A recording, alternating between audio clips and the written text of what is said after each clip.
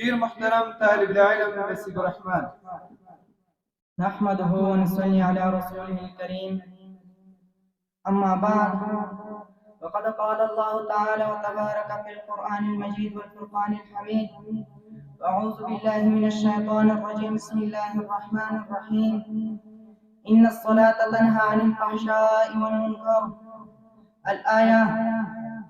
قال رسول الله صلى الله عليه وسلم: مفتاح الجنة الصلاة ومفتاح الصلاة الوضوء. الحديث. صدق الله العظيم. وماذا قابل الاحترام علماء وعامو خلقو دي هر سنة محكي تحبين بيولنكم عبارتي السلام عليكم ورحمة الله وبركاته.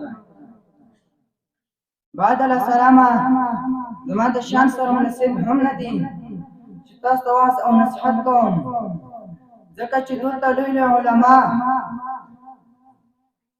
او عام خلک مشران موجود دي، خصوصا د خپل د جرأت د حاصلولو لپاره یو څو لنډې او مختصرې خبرې کوم. ما چې کومه موضوع کتلې دا د لمونځ په اړه کې ده. لمونځ د اسلام دویمه بنا ده. الله جل جلاله په موږ او تاسو باندې 15 وخت لمونځ فرض کړی دی، چې موږ او تاسو په ښه طریقه سره ادا کړو. الله جل جلاله فرمایي: ان الصلاة تنهى عن الفحشاء والمنكر. تحقیق سره لمونځ چې دی د انسان د فحش کړنه او بد کړنه منع کوي. څوک چې په ښه طریقه سره لمونځ وکړي دا انسان د فحش کړنه د بد کړنه منع کوي، د ګناهونو نه منع کوي. رسول الله صلی الله علیه وسلم صحابه ته فرمایا چې یو کس په یو ډنډه کې 15 وخته ولمبي دې په بدن باندې کوم نجاست پاتې شي. صحابه ورته وویل چې یا رسول الله دې بدن باندې به هیڅ نجاست پاتې نشي.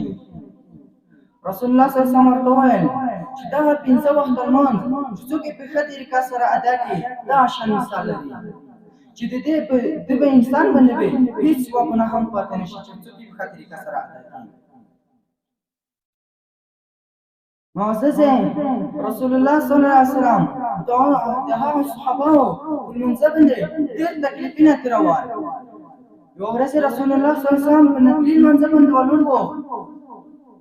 یو صحابي په تیرېدو چې هغه یې ولید چې په لمونځ باندې ولاړ دی، د هغه پښې دومره پړسېدلې دي. صحابي رسول الله صلی الله علیه وسلم ته وویل چې رسول الله تو ته الله جل جلاله په دنیا کې د جنت سیره درکړی ده، ته ولې په ځان باندې دومره تکلیف تراوې؟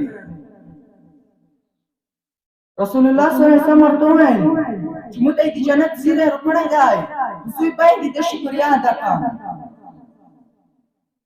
معزز موږ او تاسو ته الله جل جلاله په سیرت ورکړی دی، دغه خیر ورکړی دی، دغه لسینه ورکړی دی، هیڅ سترګې ورکړی دی، ټول وجود انسان دی.